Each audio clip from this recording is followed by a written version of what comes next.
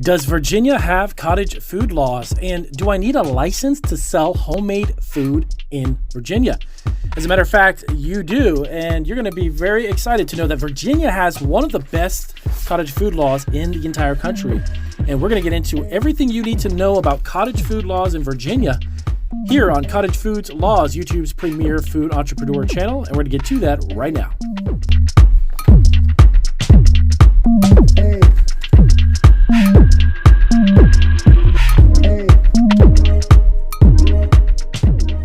All right, so welcome back to Cottage Foods Laws. We are YouTube's brand new channel dedicated to the homemade food entrepreneur. If you are a cottage food operator and you are looking for your state, we're going to have every single state on this channel, as well as information about how to market your cottage food business, how to create labels, how to sell them, and where to find the festivals and farmers markets in your area, and so much more to help you develop your food business from home. Now, you definitely want to hit the subscribe button because we're going to have a handful of upcoming videos that are going to show you specifically how to actually market cottage foods. That's one of the big questions we get here on our brand new channel from you, our subscribers. And we're going to have several videos up this coming week on how to actually market it. So it's one thing to create it, but how do you get the word out and how do you spread the word? So definitely want to stay tuned for that. So let's dive into exactly what it is to get started with a Virginia cottage food business. Now, as I mentioned in the introduction, Virginia is one of the best states in the entire country. And I'm going to go through the list as to why that is. You might be interested to know that they have no sales limit. And there's actually no distinction between a commercial kitchen operation and Virginia's cottage food laws. Literally, you can literally make almost everything you can think of except for items that have meat. But almost everything else is allowed, which is pretty amazing. So let's dive into selling. Let's figure out what is this? What exactly can I sell? Where can I actually sell the product? So number one, local events you can do. That would be like farmers markets, festivals, fairs, local events, music festivals. If you've got something like that going on, every season you have seasonal events happening. You can sell them there. Online, actually, you can actually create an online website and sell your products online. Now, the only thing with this though is that they need to either be picked up or delivered by you, the seller, or picked up by the customer who's buying them from you. That's kind of a little odd because online websites and online business, because I've been in e-commerce now for 12 years, you're going to open yourself up to a lot of different states and the potential for people to buy outside of your state. So it's kind of be a little bit challenging selling online and having to deliver it in person. Unfortunately, you can't ship your products over state lines, but that shouldn't restrict you because you can also sell to retail stores, restaurants, directly from your home, by the way. If you're okay with local people picking up your product in Virginia and coming to your house and picking it up, that's fine. Or you can meet somebody somewhere and hand off the product, but you have to deliver it in person. That's the only challenging part of it. Also, roadside stands, like if you've got an area within zoning, you got to make sure the city and county that you're in, by the way, is okay with it, and the zoning is you got thumbs up for doing it, because you can sit on the side of the road and just sell your products. If you have a really busy intersection or if you have a busy street or area that you live in, you can make a lot of money with setting up a very simple roadside stand. Now, next up, delivery, mail order, or home pickup. Yes, so you can actually deliver your products in Virginia when they buy a product from you. If it happens to be either online or through the phone or they call you, if you want to deliver your products, you can do that.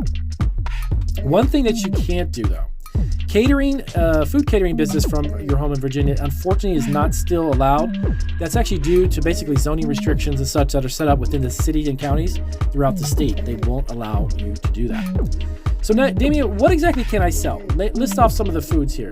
So Virginia has a huge list of products. You can do things like cotton candy, chocolate, truffles, fudge, candies, brittles, crepes, rolls, donuts, cakes even. If you want to start a cake business in Virginia, that's a huge, huge one. Cookies and muffins, breads, bagels, brownies, biscuits, and scones. That's just to name a few. Now, by the way, below this video in the description, click on that, go in the description section. I'll have some links to the state of Virginia's website, by the way, to help you guys out even more. You can do a little bit more research, okay? Because the video won't be all inclusive with every single food item that you can possibly make. But definitely check out the link. It has a whole list of what you can do. Also, ketchup, sauces, pickles, mustard, syrups, honey, vinegars, herbs and spice blends, which by the way is a huge, huge one. Coffee beans, dried fruits, tea leaves, cereals, dried vegetables, pasta noodles, and it just goes on and on. So there's even carbonated drinks. You can do juices, fermented foods, cones. You can do also empanadas, as long as they don't have meat, unfortunately. But you can do empanadas, pastries, even apple sauces, I've heard, even fruit butters, candied apples, kettle corn, popcorn, marshmallows, fruit leathers, and it goes on. So there's a lot of foods that you can make. The one thing that you can't do, because as I mentioned before, with the protein, you can't do meat jerky. So like beef jerky, turkey jerky, chicken jerky, that's not allowed, unfortunately. So next up, what are some of the limitations? Now, by the way, before I get into limitations, let me run real quick. The one thing that you do have is a pretty lengthy application process. So a number of requirements are included in the application for the home food processing permit, if you will, or license. They're going to get approval to do that. Things like information about your business. They need a diagram of your kitchen and the area that you're going to store your food. Each product has its own information sheet, including a full recipe and processing plans. This is information, by the way, that you have to provide the city or county that you're in to get the application process rolling in Virginia for the actual cottage food business. There is a little bit of a long process to get started with it, only because they need all this information. But once you jump through all these hoops, the sky's the limit. By the way, there is no sales limit. You can sell $1 million worth of food products if you want from your home in Virginia. Now, you also have a kitchen inspection. So following the submission of your application, actually, you're going to get an inspector who will come to your home and inspect your kitchen as well. So keep that in mind. You won't be able to start your company unless you get the kitchen approved. So you can't get up and running until they give you a thumbs up on that. Regardless of whether an inspector visits your home every year, your business does have a yearly $40 inspection fee, which is really honestly not a big deal, especially since you can sell as much as you want. Next up, you got to have a zoning approval. So to receive permission to run a home-based food business, contact your local zoning office within your city and make sure that the zoning is okay. They do allow, like I said, Virginia has its own statewide cottage food laws, but the cities and counties can actually create ordinances and rules or regulations on that too. Also, if your water comes from a private well, this is a really big one. You'll need to get the well tested, which can cost you a little bit of money to have the well tested, and that sample will be sent to the city. Next up, foods that are acidic. Now, if you have acidy foods, keep this in mind. So if you create things that are acidic foods, like let's say salsas, sauces, maybe even a pickle product, you must take what's called Better Control Processing School Acidified Foods Training course.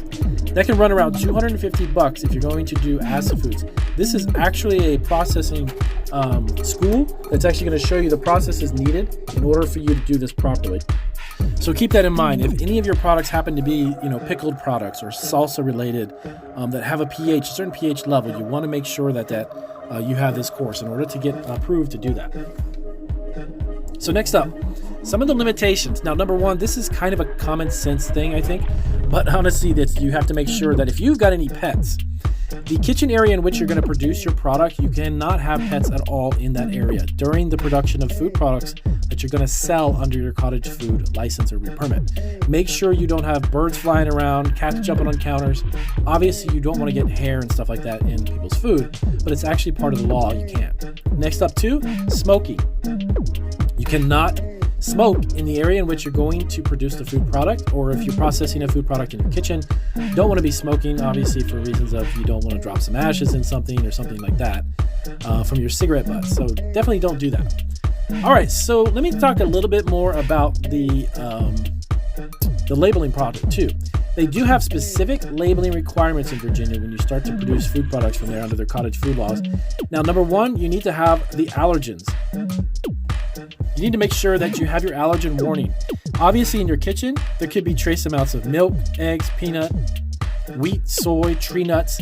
So at some point in time, if you use utensils or cooking pots or pans, and you happen to be using those to create your cottage foods, you are going to have some type of cross-contamination potentially. So you want to make sure you list that on the label. Say, hey, the allergen warning, we prepare this food in a kitchen that has the following products, eggs, milk, tree nuts, etc., etc. Next up is your business address. So your home address where you're preparing the food is actually the business address. So in Virginia, you need to put your home. You cannot put a P.O. box, your neighbor's house, or commercial kitchen that you're using for some reason, which you can't use under cottage food, but you have to have the business address. Next up, your business name. So if your name is, Damien's Famous Cookie Company, then that needs to be Damien's Famous Cookie Company on the label. Ingredient listing. You need to list the ingredient for every product that you're labeling, and it needs to go from most used to least used ingredient, and make sure every little bit of ingredients is put onto the label. You don't have to put the amount. Now, I would recommend also, just to take it up a notch, here's a little side note. On my channel, Marketing Your Food Online, I'll have a link for that video down in the descriptions, but I show you how to create a nutritional label for your food product, even if it's cottage food related. It's very simple. I use a software that's online. I show you how to do it step by step, but you can create a nutritional label actually just by typing your recipe in. Very simple. Next up, net amount. So if you're selling 1 pound bag of roasted peanuts and you have a certain seasoning blend and it's your special blend, whatever it may be, make sure that you have the net amount on the label. That is the amount of product minus the packaging. So the packaging, if it's a box, if it's a bag, if it's a resealable bag, if it's a craft bag, if it happens to be a platter, whatever it is that you're putting it on or serving it in, that is not part of the weight. The net weight of the product is the amount of the product itself, okay? Lastly, the product name. So in Virginia's Cottage Food Law, they really are on this, you want to make sure that your product name of your product is there. So if it happens to be chocolate chip cookies, then chocolate chip cookies needs to be listed on the label, okay, as the actual product. So you can't put something other than that or something outside the box that's nothing to do with chocolate chip cookies. You need to make sure the product name is on there. So all in all, that's all. You're good to go. I'm going to give you some links, like I said, down below in the video for Virginia's state's website to help you understand even more. So if you have questions about Virginia's Cottage Food Laws, let us know down below. Or if you comment, if you actually are running one, that would be great for our additional subscribers that are subscribing to our brand new channel.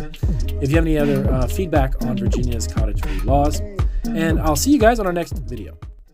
Thank you for watching Cottage Foods Laws, the brand new YouTube channel for the homemade food entrepreneur.